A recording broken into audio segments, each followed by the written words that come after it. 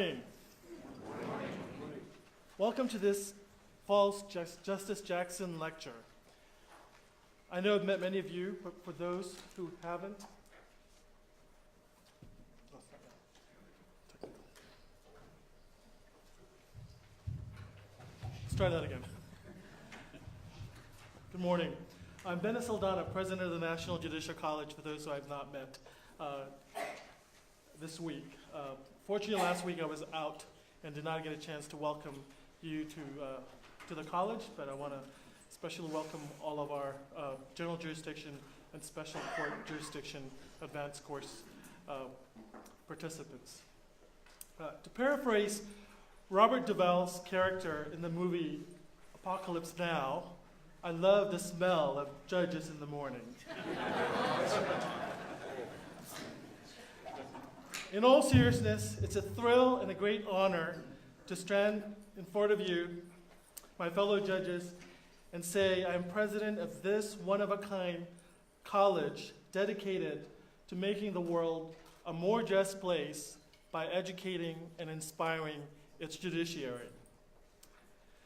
This morning, we are hosting the 134th edition of our Justice Jackson Lecture Series, once again with generous support from Thomson Reuters.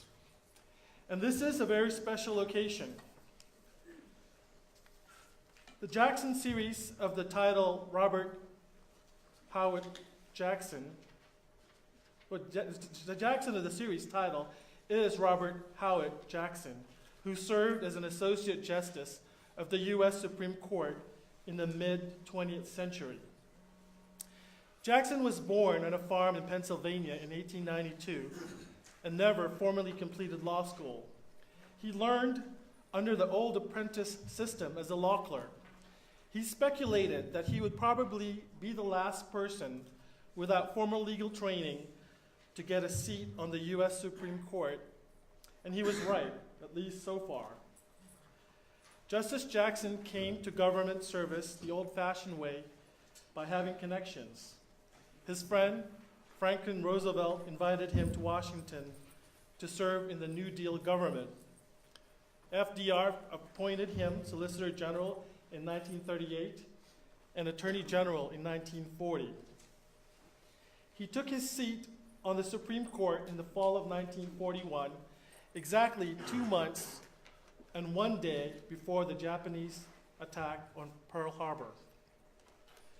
At the end of World War II, President Truman appointed Jackson to be America's chief prosecutor in the Nuremberg war crimes trials. He always regarded that as the most significant and more important single event in his life. In between joining the Supreme Court and traveling in Nuremberg, Jackson heard the case of a young shipyard welder in Oakland, California, who had been convicted of defying a wartime government order.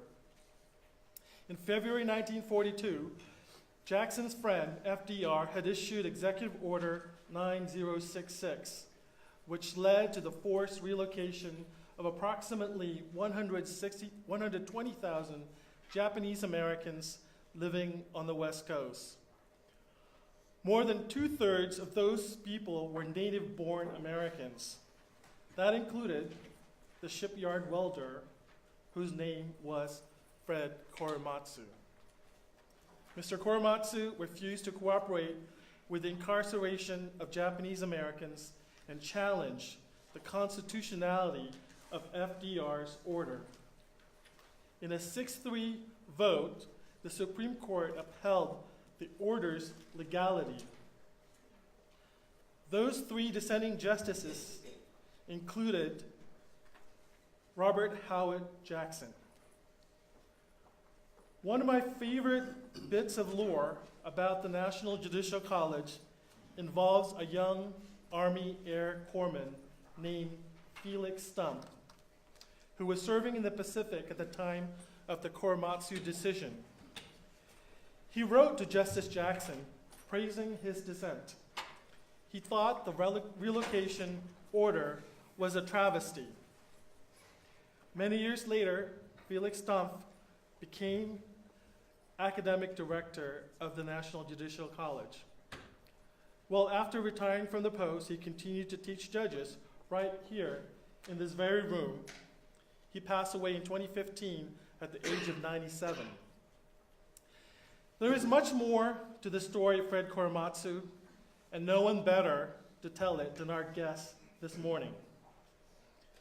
Karen Korematsu, daughter of Fred Korematsu, is the founder and executive director of the Fred T. Korematsu Institute. Since her father's passing in 2005, she has carried on his legacy as a civil rights advocate, public speaker, and public educator. She shares her passion for social justice and education at K through 12 schools, colleges and universities, law schools, teachers' conferences, and organizations across the country. I also learned last night that from her former life is as an architectural designer, and she designed one of the casinos here in Reno. Her work extends to advocating for civil liberties for all communities, and she addresses current issues that draw lessons from the past. She has signed on to amicus briefs in several cases opposing violations of constitutional rights, including Trump versus Hawaii, which I'm sure she'll mention this morning.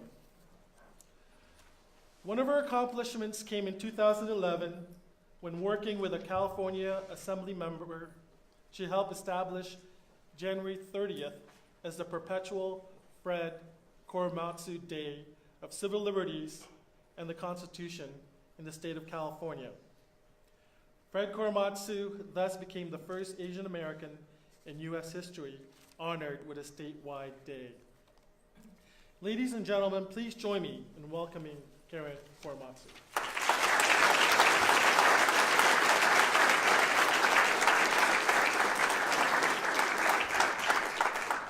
Good morning. Thank you, President Adonis, for inviting me here to speak to this distinguished audience. I'm going to show a film clip of my father's two-time Emmy Award documentary of civil wrongs and rights, The Fred Korematsu Story. My mother actually gave my brother, my younger brother Ken, who's 4 years younger than I am, the challenge to make a documentary about his father. This is certainly after his case was vacated in 1983 and after the Civil Liberties Act of 1988 that was signed by President Reagan. And so then, people started making films about their families. And so my mother said, to my brother, well, why don't you, to my brother?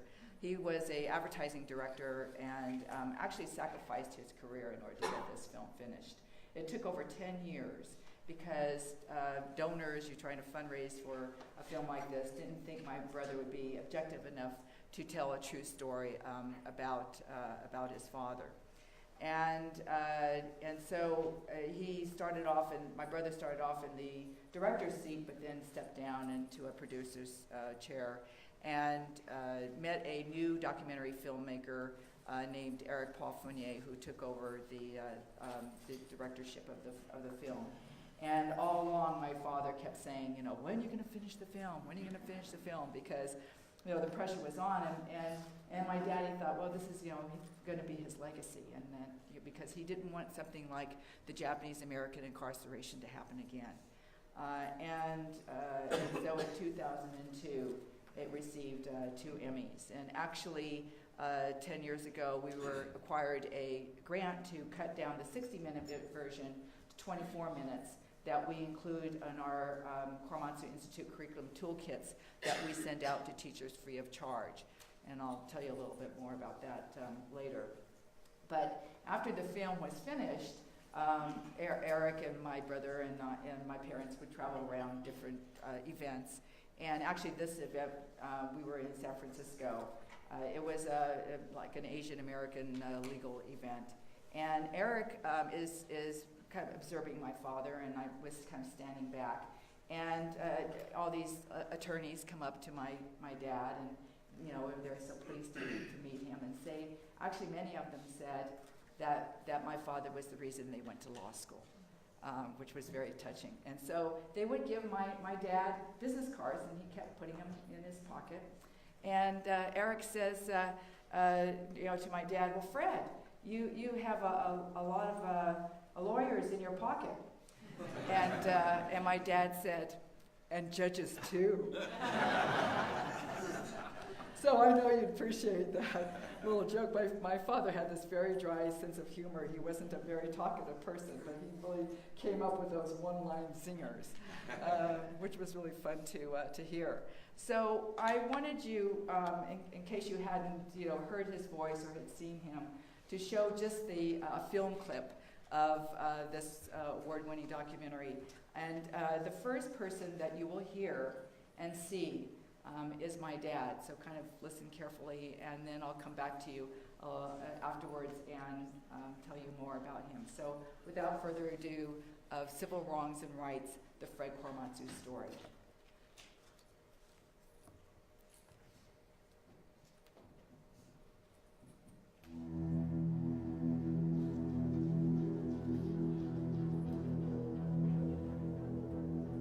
We expect the worst to happen, and it did. Curfew notices were posted on the telephone poles,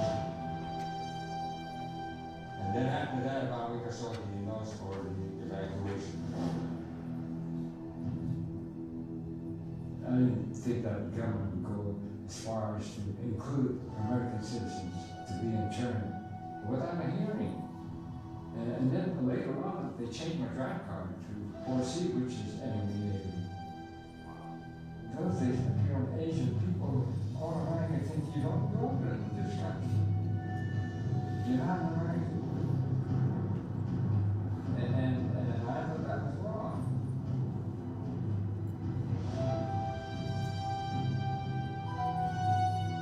After I was arrested, and I went there and I lied on the cot and I said, gee, jail was a lot better than this. In 1942, an ordinary American took an extraordinary stand. Fred Korematsu boldly opposed the forced internment of Japanese Americans during World War II. After being convicted for failing to report for relocation, Mr. Korematsu took his case all the way to the Supreme Court. The High Court ruled against him. Fred Korematsu's case represented the trial that Japanese Americans never had. This was an entire population that, without evidence, without trial, without due process of any kind, were simply swept into internment camps, many losing their property, some even losing their lives. The real significance of Fred's case is that it raised, for the first time, the central issue. Was the internment itself constitutional? It was, I think, for him, a personal shock of recognition. Who am I? Am I an American? What does it mean for me to be an American? If you look at Fred Korematsu, you see a very ordinary man who just wanted to be left alone, but who defied the United States government because he knew it was wrong.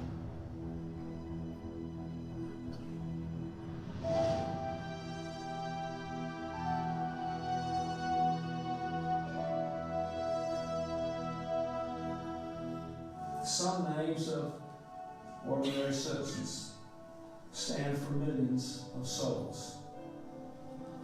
Plessy, Brown, Parks. To that distinguished list, today we add the name of Fred Korematsu.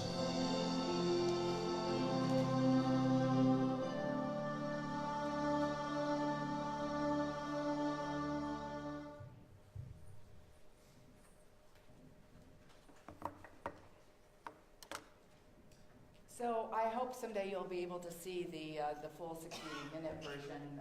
We try to have it shown on PBS stations in January. As the president said, for Fred Korematsu Day, 9066. Day of Remembrance is in February, and May is Asian American Heritage Month. So those kind of the three opportunities that we have. We're feel very fortunate to have the film and to see that it's so relevant today. Who would have known that 75 years later, Korematsu versus United States would be so relevant? It's really very sad statement actually for me to say. But as President Abana said, my father was born in Oakland, California, so therefore he was an American citizen. And he grew up just like any other American kid, liked to hang out with his friends, and in high school he was on the track team and the swim team, and I think they got into some mischief as well, as boys do. But my father was the third son of 4 boys, so he was always the odd man out. Now, if you talk about the incarceration, there's always a backstory, and the backstory to that is economics. And as we do in this country, when we want cheap labor, we go over to other countries and recruit, those minorities and say, oh, come to America, land of opportunity, and then, we'll treat you like dirt, is basically what we do. And so at the time of the last turn of the century, the economy in Japan was very poor, and so America went into Japan into the 5 prefectures or counties that were heavily agricultural.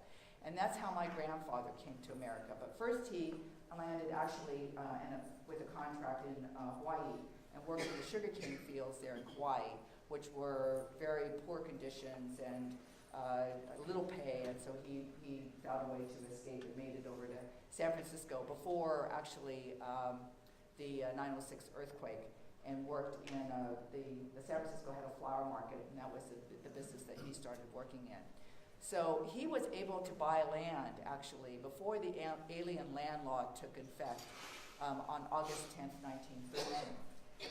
After that time, as you probably know, if you were an immigrant, you couldn't buy land in this country, and those laws didn't change until much later.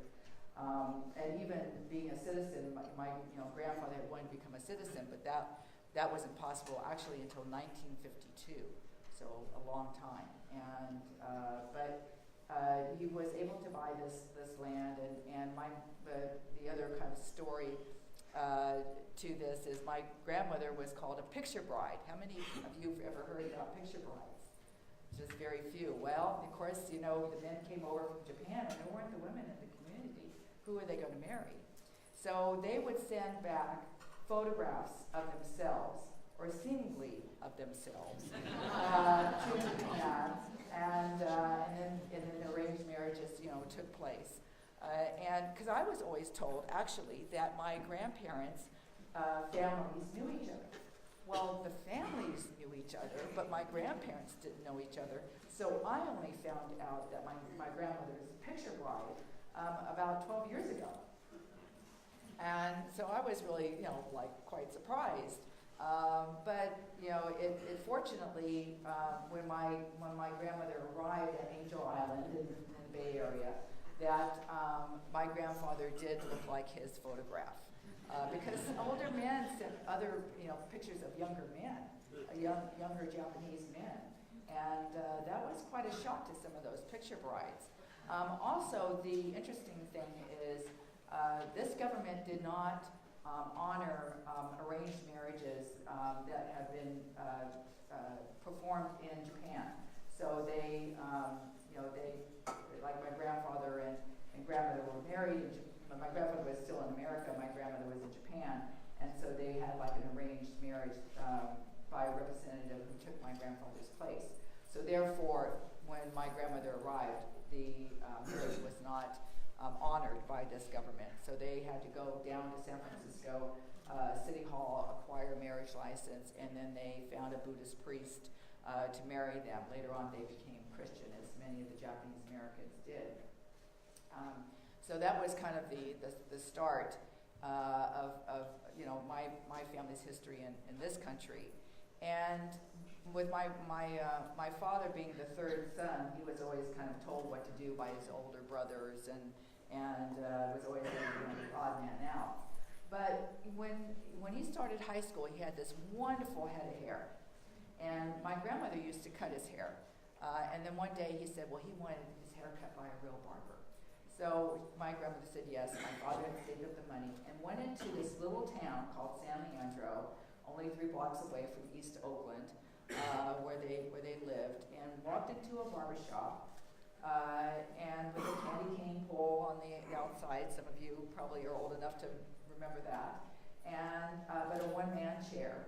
And my father starts walking in, and this barber says, because it's like 3 o'clock in the afternoon, "Hey boy, what do you want?" To my father.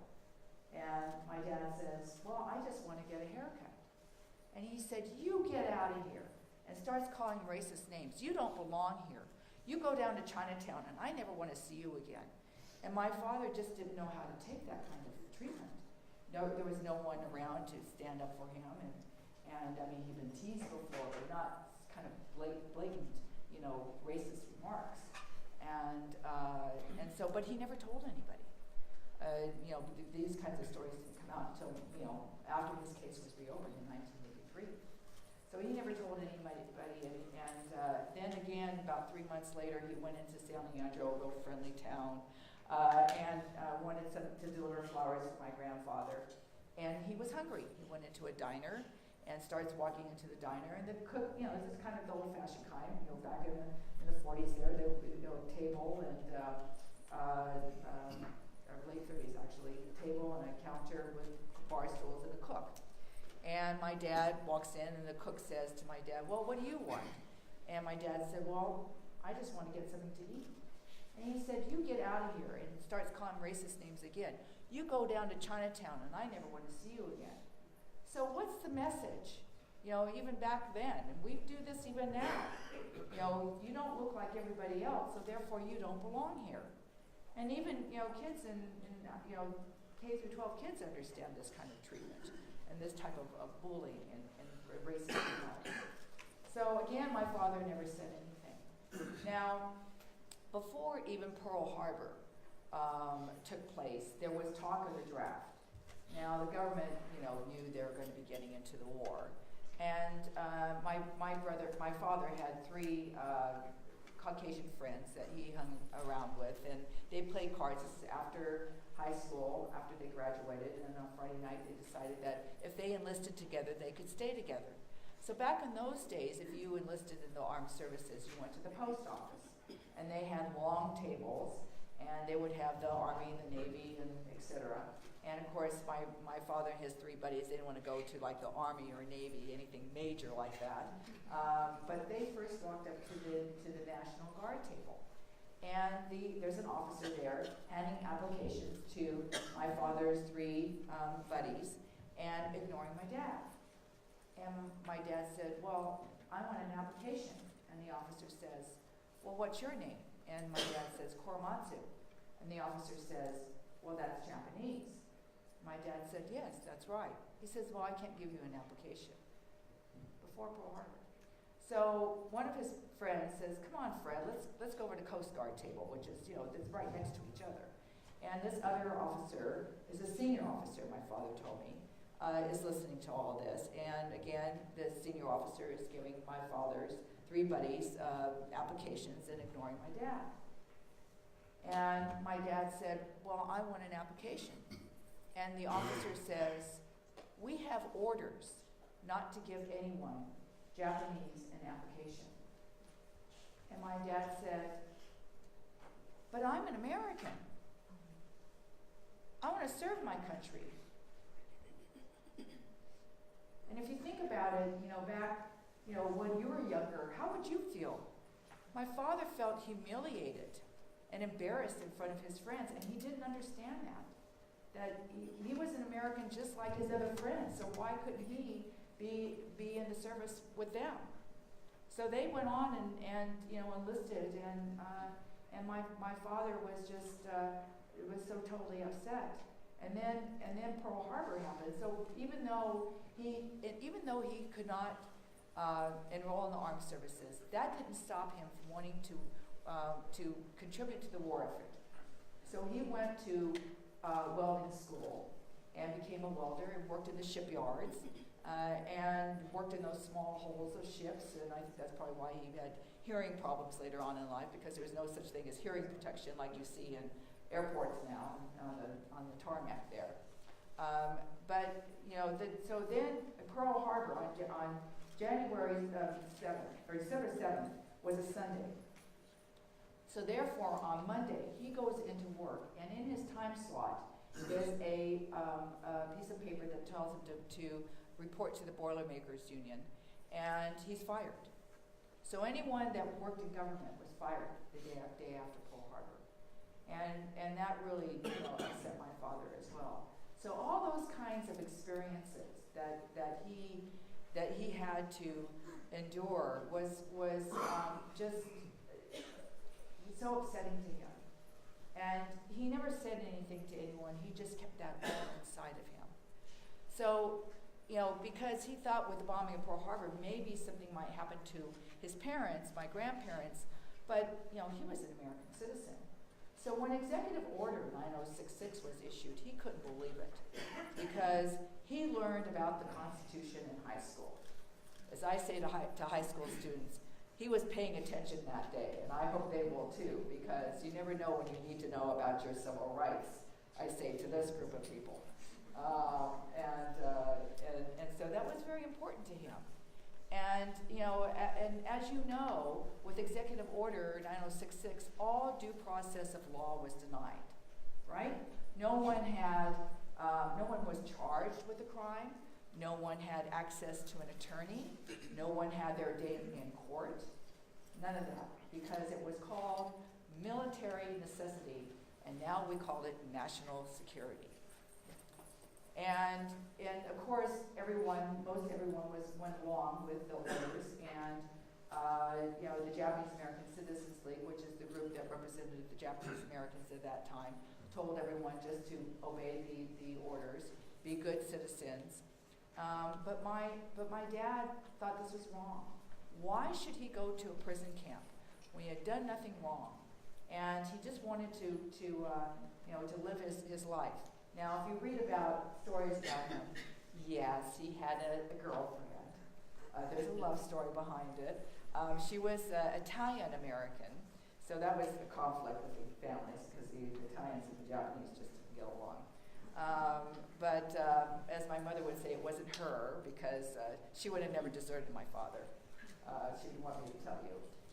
But that was, another issue, and he just wanted to just be an American citizen. What does it mean to be an American citizen in this country? And here he's trying to work and contribute and just live his life. So he decided not to report, along with everyone else, in the San Francisco Bay Area. They reported to a racetrack called Tan Foran. Now that's what the government did. They found racetracks up and down the West Coast. All they did was they whitewashed the walls. You had a dirt floor, a light bulb, the gaps in the window, and they give you a flower sheath that you had to stuff with straw, and that was your mattress, and you got an army blanket. And it just smelled like manure, even though they tried to whitewash it. And that's how people had to live for 3 or 4 months before the permanent incarceration camps were built. We treat animals better than we treated Japanese Americans.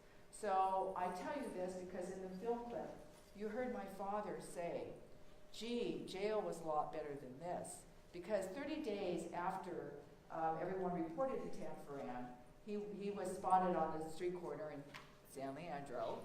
And somebody, to this day, we don't even know how the San Leandro police came and then the MPs.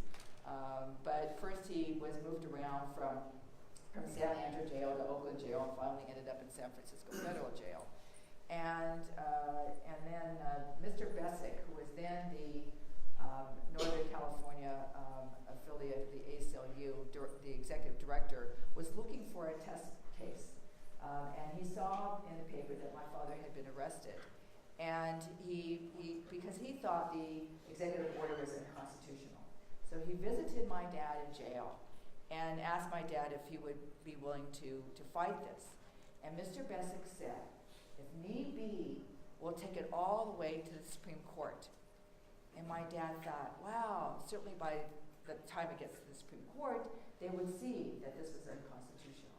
That's how much he believed in our judicial system, I have to tell you. And so then he had his bail hearing in San Francisco, and then he was sent actually to the San Francisco Presidio, which, Presidio in Spanish means encampment, and it was occupied by the government, U.S. government, and that was the home of the 4th Army. General John DeWitt is the one that had encouraged President Roosevelt to issue this executive order, and then issued about over 100 exclusion orders from his office there. Now it belongs to the National Park Service, and coming full circle since my father was sent to prison there, and we don't know which stockade yet because we're still trying to do that, search out the records, and you know how government records are. But I moved my office there.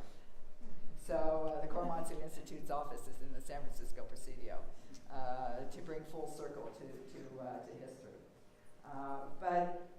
So after my father was sent over to Tanforan to join everyone else, because obviously he could not stay in the Presidio, they first put him in this horse stall.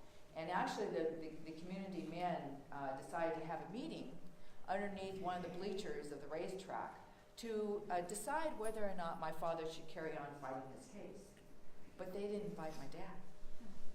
So my dad afterwards asked my father's oldest brother, what happened? And he said, well, Fred, we don't think that you should keep fighting your case because you might make it bad for all of us.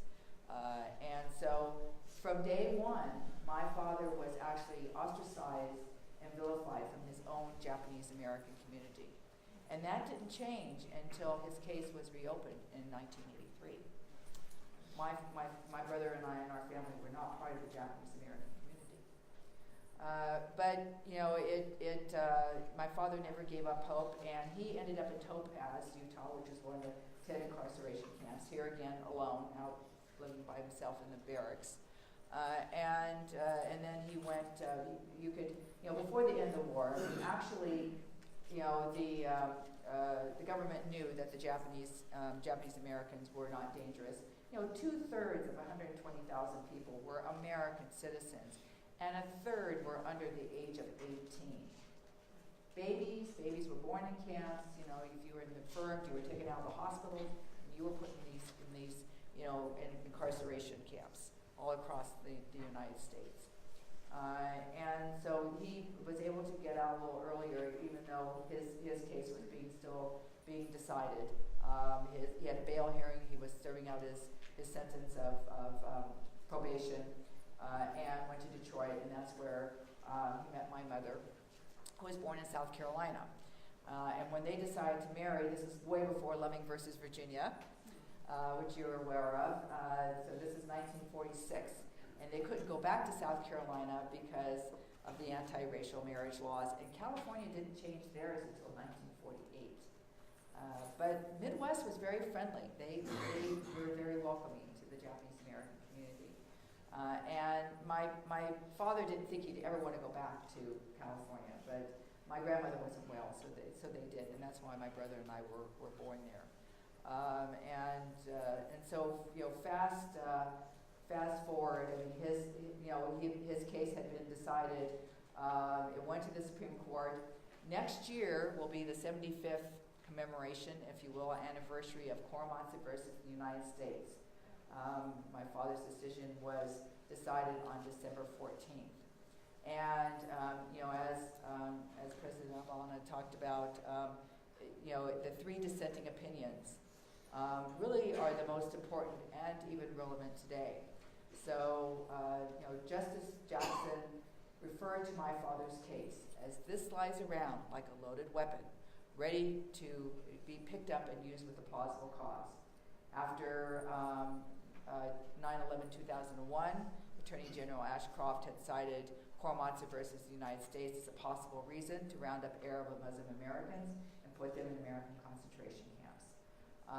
And certainly it's been referred to in a lot of different ways. Justice Murphy referred to my father's case and to the treatment of Japanese Americans as the ugly abyss of racism. And even Justice Breyer said to me, how did he come up with that phrase? The ugly abyss of racism. And Justice Owen Roberts said this is just unconstitutional. So those three dissenting opinions are studied by students, primary sources, and to, even today through the curriculum that we have created, which is important. But my father just got on with his life, and he always gave back to the community. So he was a person that lived by his principles of right and wrong. He treated everyone like he wanted to be treated. He was soft-spoken, kind, generous, sometimes to a fault. But he was involved in the Boy Scouts, the Girl Scouts with me, went to church every Sunday, became an elder. That was part of his, civic engagement, to be part of the community. Parents voted, and they were always. My father actually was member of the International Lions Club for 58 and a half years, and was president of his local chapter twice. And they always did, their philanthropy kind of projects. So my daddy, they had one of their projects was to support the Blind Center in Oakland, California. And he and I would be standing outside a Safeway selling little candy canes and collecting money for the Blind Center. I mean, that's the kind of person that he was. I grew up in the East Bay, as my brother did too, and I was a junior in high school studying U.S. government, and our teacher had assigned a paperback book for each of us to read of a different person or subject, but related to U.S. history. And I have a friend named Maya, third generation Japanese American, and her book was called Concentration Camps USA. Interesting title, I said to myself.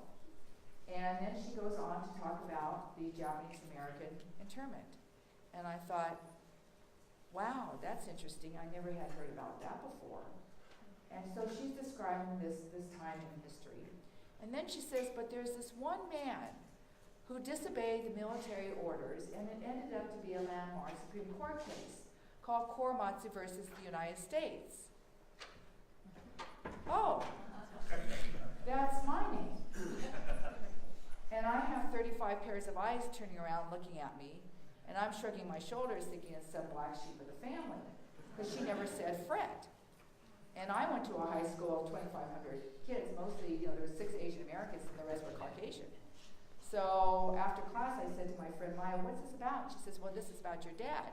I said, no way. I said, somebody would have told me. Why didn't you tell me? Oh, she says, I thought you knew.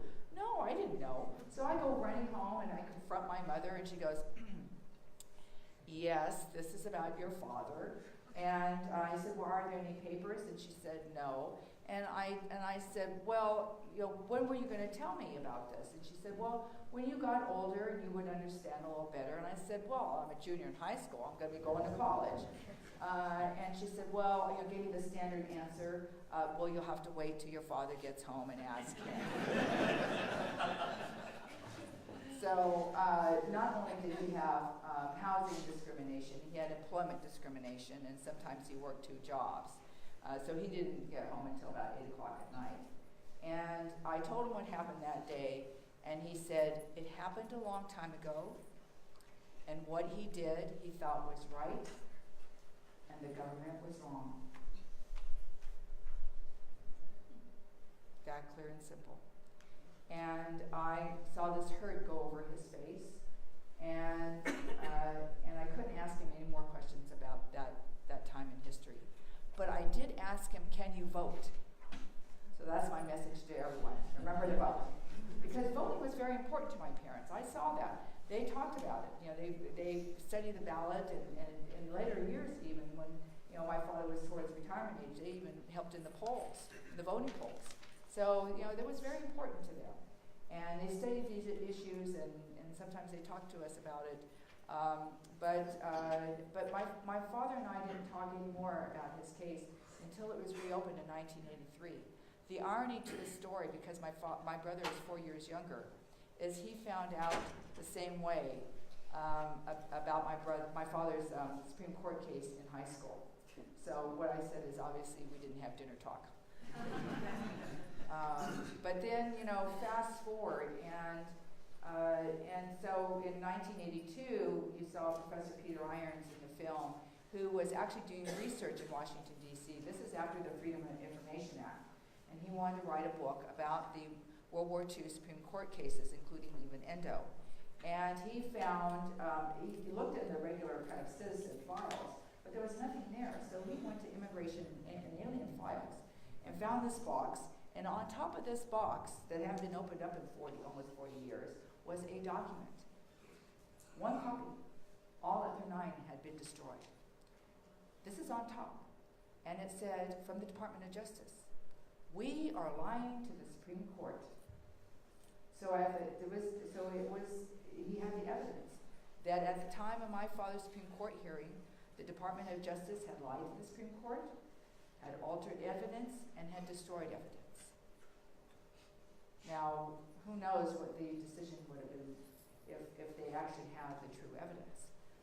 Actually, it was General John DeWitt that he found out that there was a footnote in the brief that was going to the Supreme Court that said, actually the Ringel report, U.S. Navy report, said there was never any evidence of any spying or espionage of Japanese or Japanese Americans up and down the West Coast.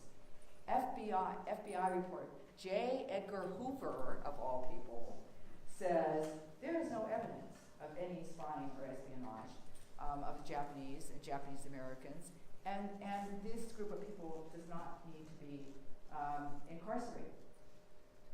Now, they destroyed all of those briefs, and they had to print new ones without the footnote. And so that's how they reopened my father's case now how many people, you all went to law school, know about coram nobis, writ of error coram nobis, little known procedure, unknown procedure. I mean, even Judge Patel, when she heard it in San Francisco, going, wow, she hadn't heard about that in a long time. So, you study in law school. You don't know if a case is ever going to come across. But as you know, in Latin, it means an error has been made before us. An error has been made before the court. So because my father had been able to serve out his entire sentence, they were able to reopen my father's case, and who had the major case of disobeying the military orders. But Gordon Yamashi and Yasui's were curfews cases that had gone to the Supreme Court. Those were unanimous decisions by the Supreme Court. So they were able to reopen those cases.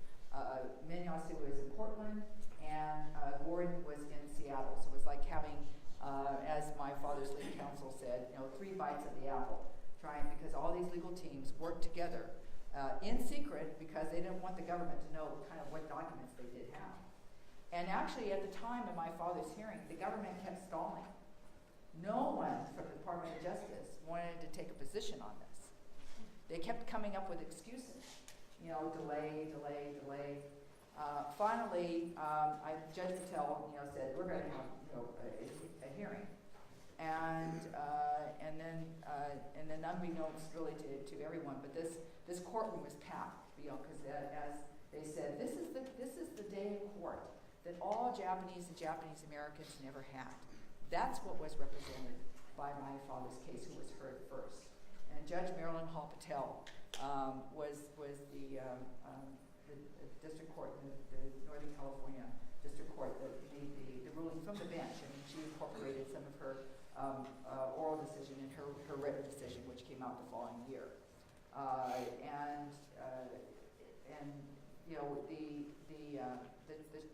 The shock was, of course, as you know, when you make these rulings, they're in legalistic terms, right? And so my father turns to Dale Manami, who's the lead counsel, and says, well, what happened? Because she made her ruling and then just left, the bench. It's like, you give your ruling to me. So, and Dale says to my dad, you won, Fred. And my dad says, that's good.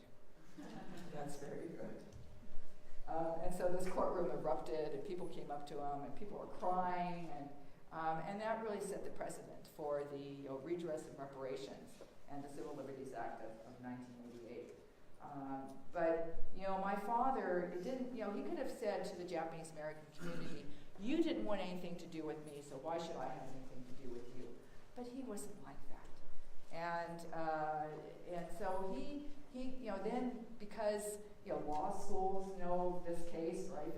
They're teaching at most law schools. I think Donna said she didn't even have Korematsu versus United States in common law. I got to find out about that one. I have to get to all these law schools.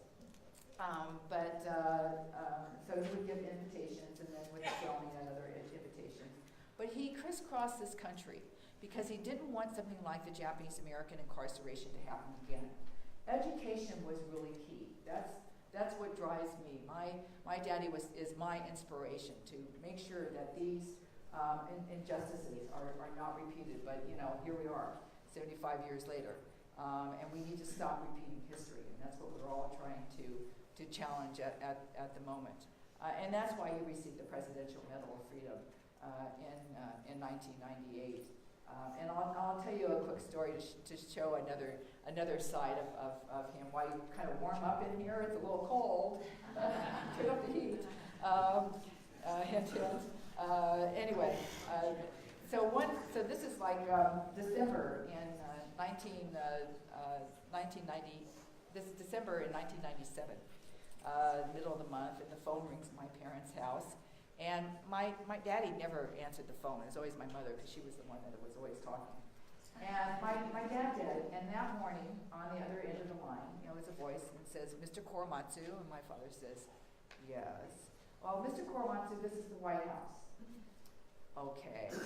"Well, Mr. Korematsu, are you well?" And he said, "Well, I'm okay." But they just woke him up.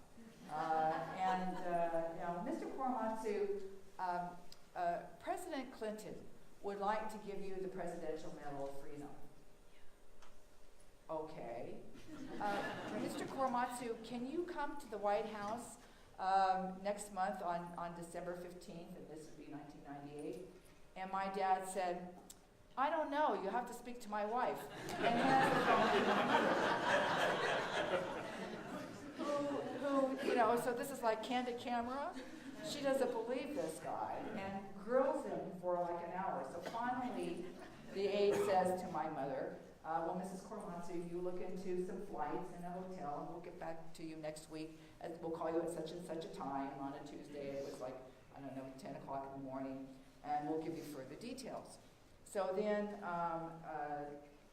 the aide says, "But you can't tell anyone, about this." I mean, you would think that if you're going to receive the Presidential Medal of Freedom, you get some nice letter from the White House with a seal on it. No, it doesn't work that way. They work in secret. And so my mother says to the aide, "Well, can't I at least tell my children?" And the aide says, "Yes, you can tell your children, but not anyone else." So the following Tuesday, my brother and I are rushing over to the house, and so we can figure out what's going on. And the aide a different aide calls again, or calls my mother. I don't think the first one really wanted to speak to my mother again after that experience. And so the aide says to my mother, "Well, Mrs. Korematsu, have you purchased your airline tickets, and which hotel are you staying?" And my mother says, "Well, aren't you at least going to be sending an airline ticket to my husband and paying for the hotel?" "No, Mrs. Korematsu, you have to pay for your own expenses." Now, that's San Francisco, and it's a long ways to Washington, D.C. And, my father didn't have that kind of money. I mean, because of you could never even get a government job, even though he wanted one. He never had a pension or anything, and just worked an hourly wage. so my mother says to the aide, well, I'll have to discuss this with my husband, and we'll give you a call back. And so he says, okay. Well, then, so my brother and I are walking in at the kind of the tail end of this conversation, and my father is kind of contemplating. He's very quiet, and he says, well, Catherine, to my mother, just call back the White House and tell the president to send the medal to me in the mail because it's too expensive to get there. True story. You know, I tell students, start saving your dollars now.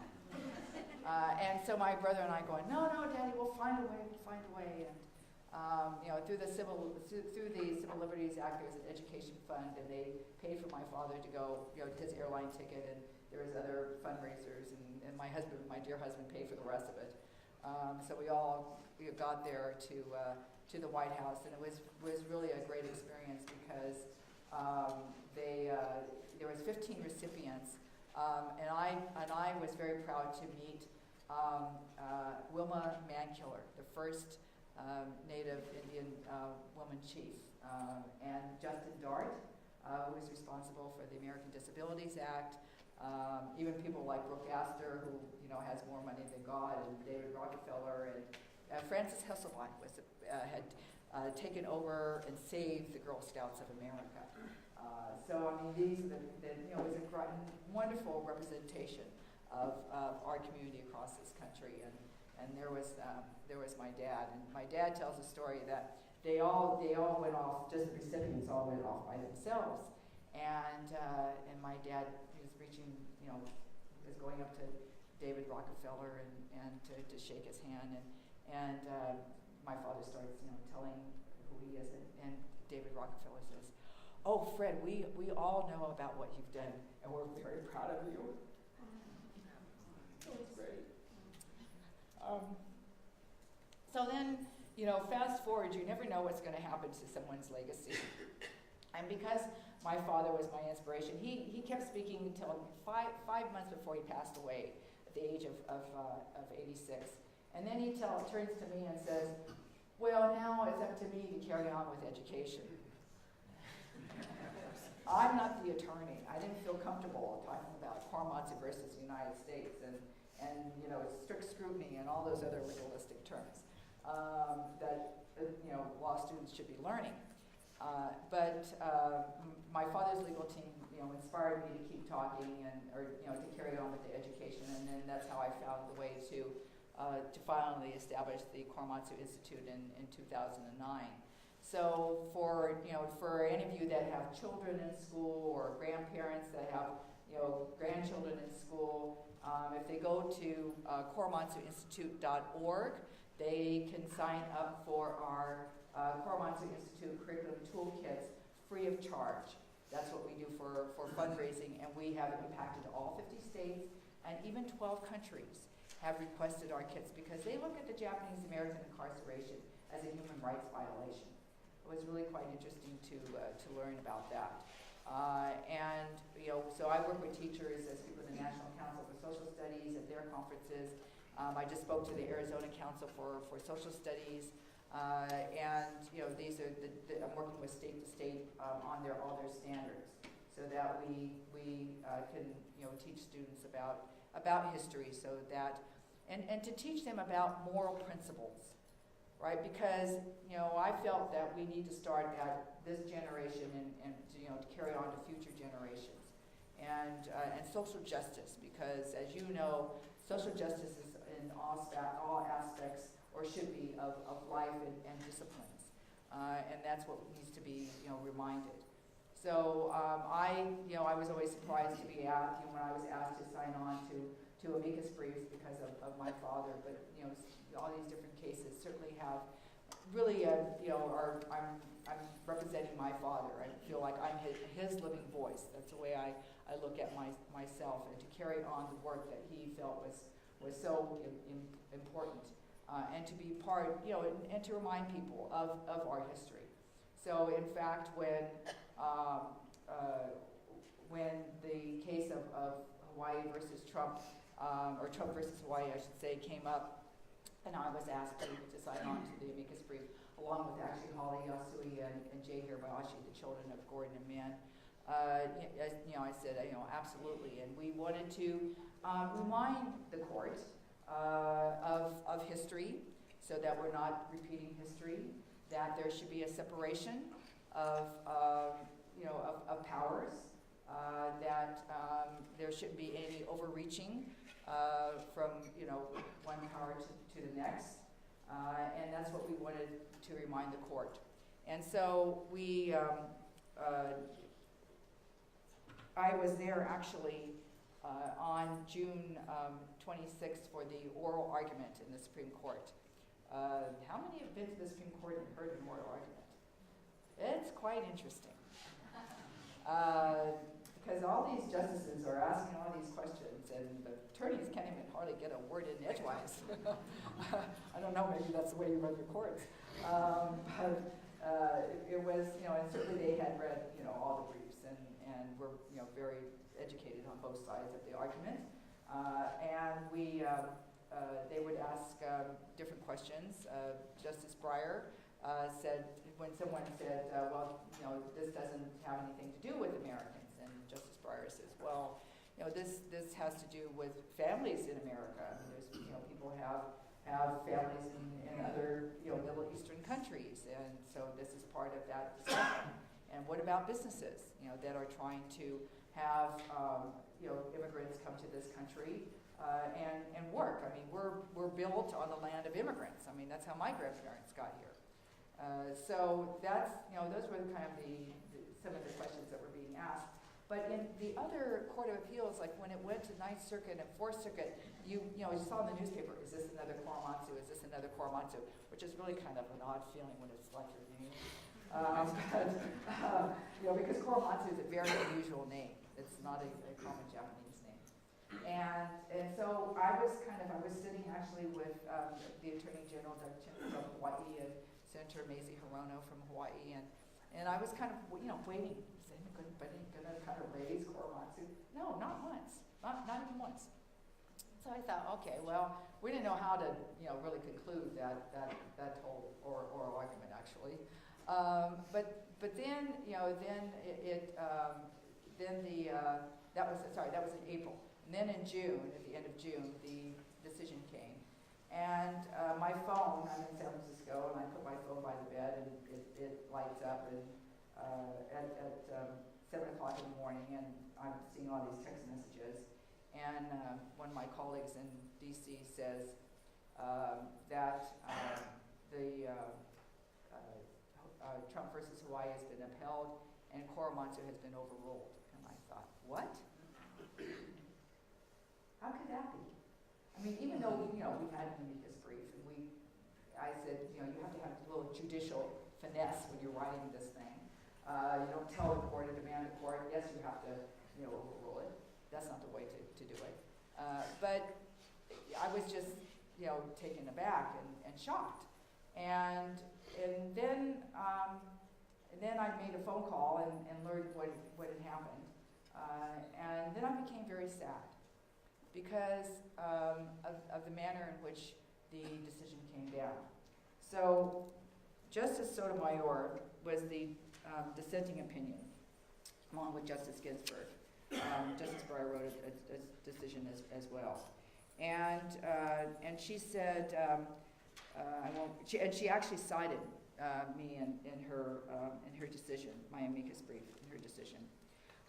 But she concludes this formal repudiation of a shameful precedent is laudable and long overdue, referring to Korematsu that it was going to be overruled. But it does not make the majority's decision here acceptable or right. By blindly accepting the government's misguided invitation to sanction a discriminatory policy motivated by animosity toward a disfavored group or in the name of a superficial claim of a national security, the court redeploys the same dangerous logic underlining Korematsu and merely replaces one gravely wrong decision with another. Our Constitution demands, and our country deserves, a judiciary willing to hold the coordinate branches to account when they defy our most sacred legal commitments. Because the court's decision today has failed in that respect, with profound regret, I dissent. Now, Justice Sotomayor usually says, I respectfully dissent. But if you read her opinion, it's scathing, and she says she just dissents. And of course, as you know, the justices all know what their decisions are going to be made, what the written decisions are going to be made. And so therefore, Chief Justice Roberts, knew. And then, but his majority opinion is one that gives me cause to actually give you my opinion. This is his opinion that I'm going to quote.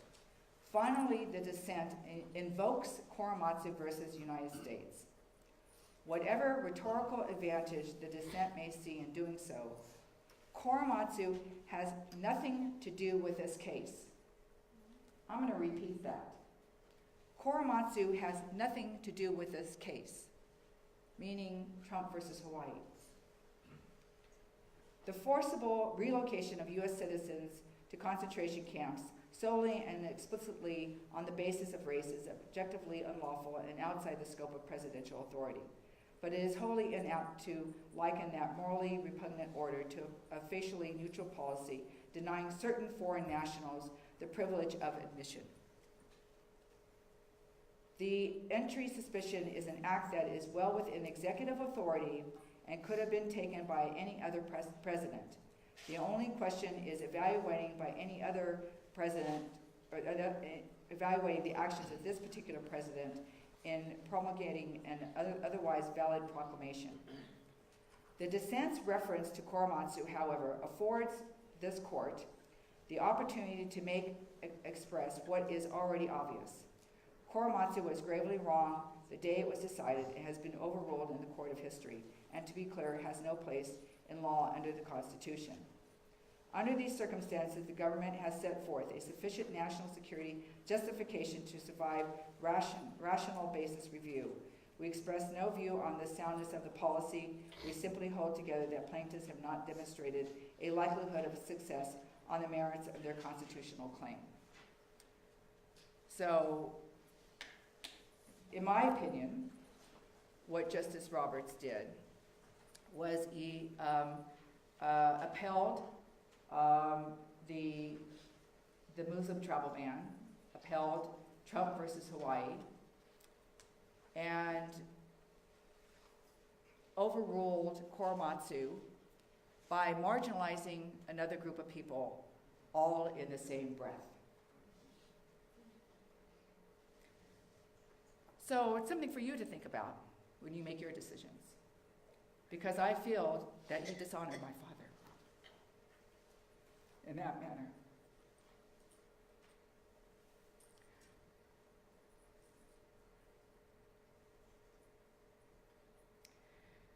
So all it did is make me more determined with education, to talk to you, my age range of audience now is 5 years old, to judges.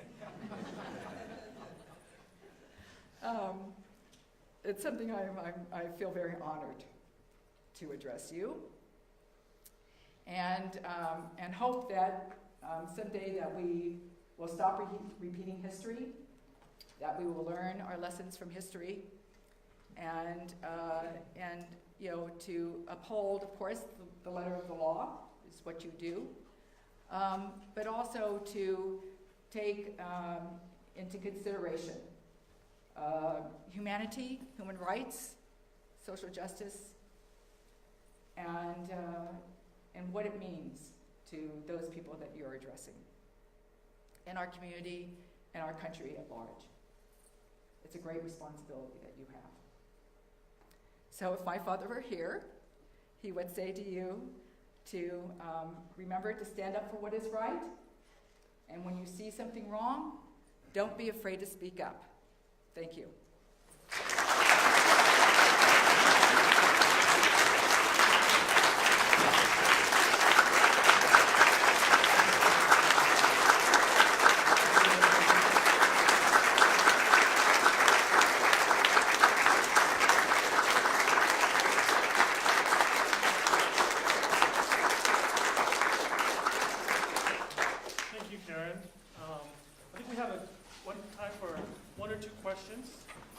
are hungry and want to run quick.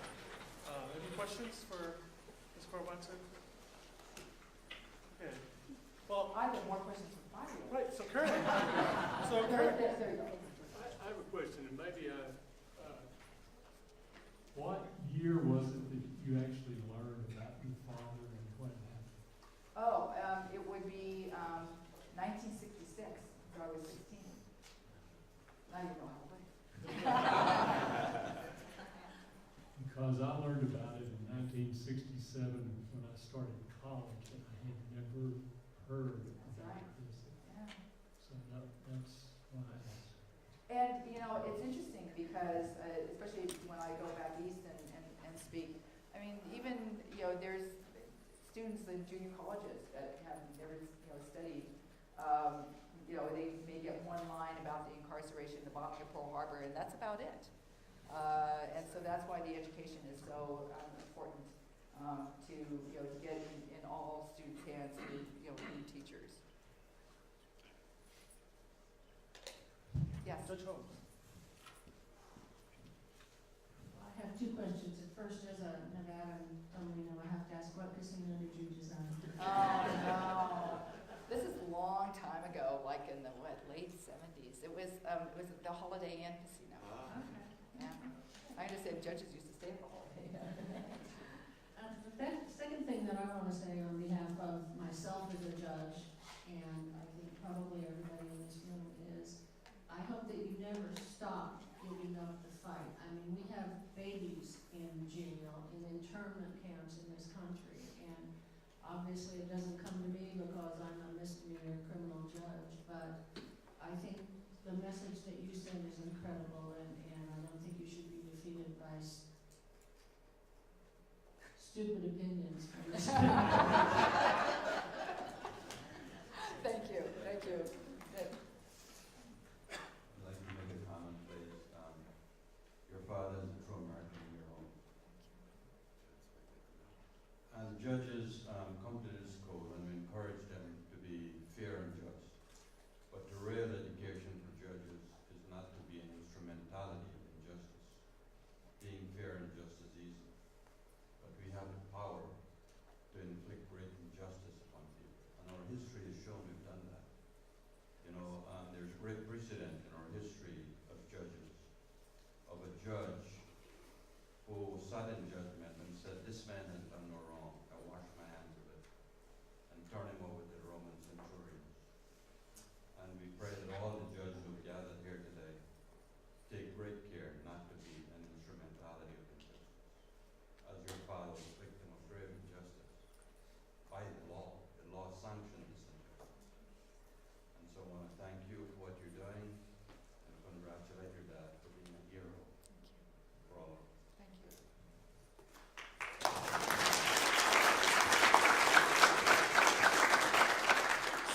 So Karen, last night you had mentioned your talk to some 5-6 year-olds. Mm-hmm. And I really think that captures the lessons of your father's story. Do you mind sharing that? Oh, certainly. That's why I said I could, you know, my age range of audience. I mean, really, it's 5 years old and 6-year-olds. And I was asked to speak to this elementary school, and we had 100 5-year-olds and 6-year-olds, and they're all sitting there. And they've been told, you know, and actually, while I was teaching them about the incarceration, I had to learn how do I speak to students.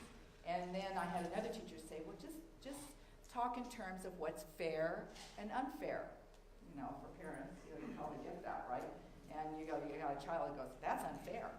But they understood that. And then that was translated into right and wrong. And they certainly understand that too.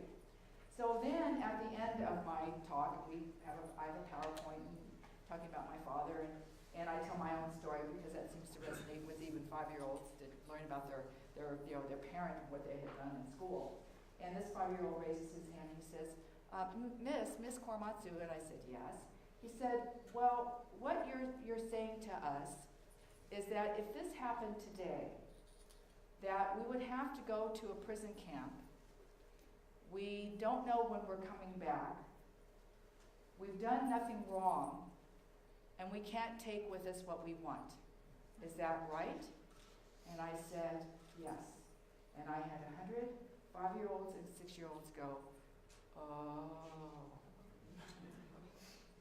So what I say, if the 5-year-olds and 6-year-olds get it, hello, what about the adults?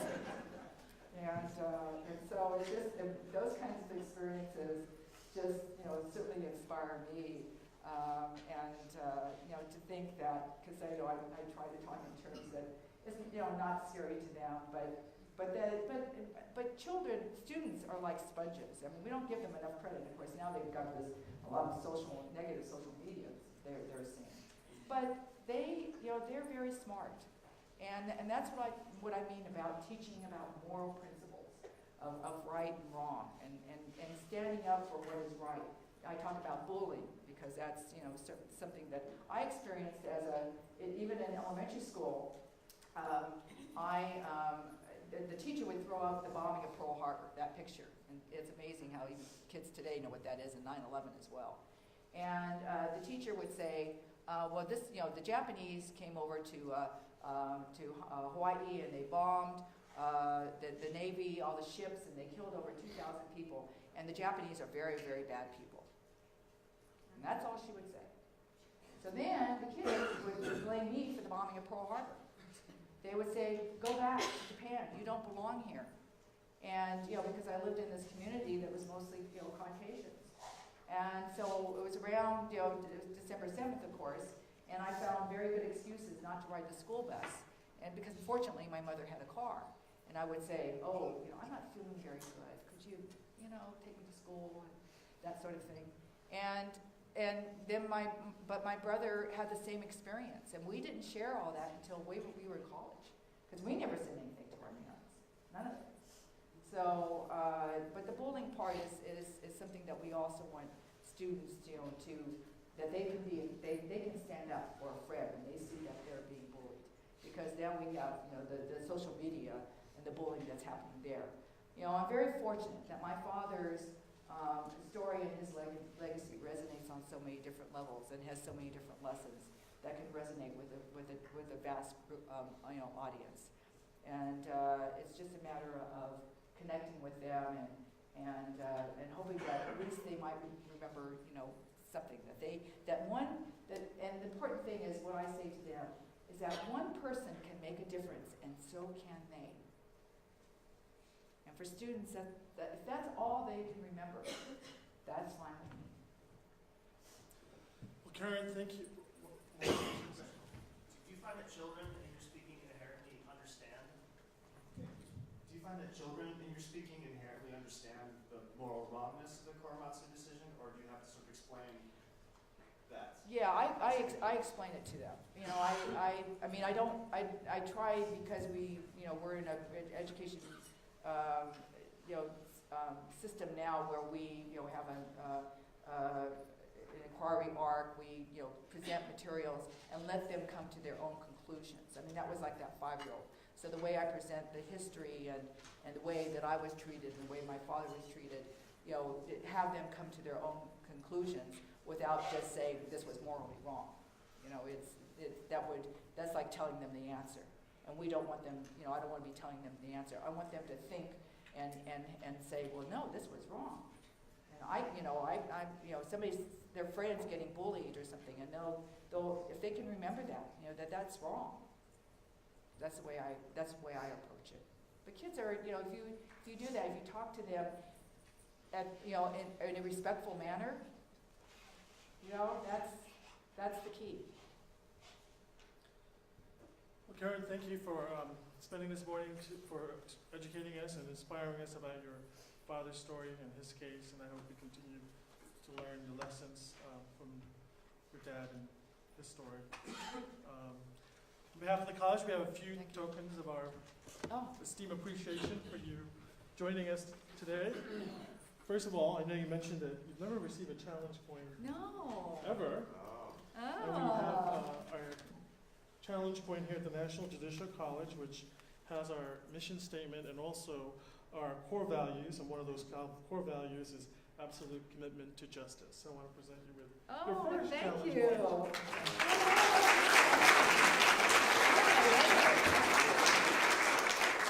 And then our famous now T-shirt, because everyone deserves a good judge. Oh, good. That's true. That is true, isn't it? My mother was the one that said, sometimes justice is only as good as the judge.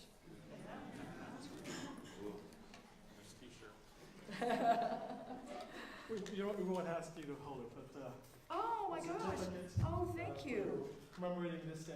Oh, thank you. Oh, this is great. Thank you And so also- much. Last but not least, Oh, my Crystal own gavel. gavel. I'm not going to knock it on that. Oh my gosh, and you got my name on. Oh my gosh. Oh, I feel so privileged. Oh, there we go. That's great. I keep threatening to go to law school. I just kind of, maybe when I'm 80 and I can't travel anymore, I might go to law school. But it's a real privilege just to speak to judges, and so I'm getting to be like my father, where I'm becoming more and more judges than attorneys. But it's really, thank you for inviting me, especially at this time. and it's never too late to go to law school. It's never- So thank you again. You're Appreciate welcome. it. Thank you.